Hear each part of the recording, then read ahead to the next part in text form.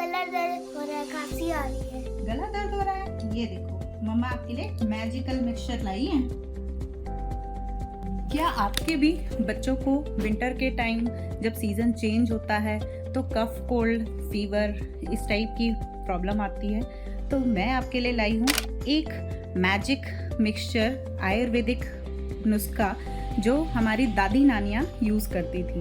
इस magical mixture के लिए हमें चाहिए हनी, काली मिर्च का पाउडर, दालचीनी का पाउडर और कद्दूकस किया हुआ अदरक या अदरक का रस। इस सर्दियाँ आप भी अपने बच्चों के ऊपर ये ट्राई करें और देखें कि कैसे खांसी हो जाती है छूमंतर। For more such details follow me.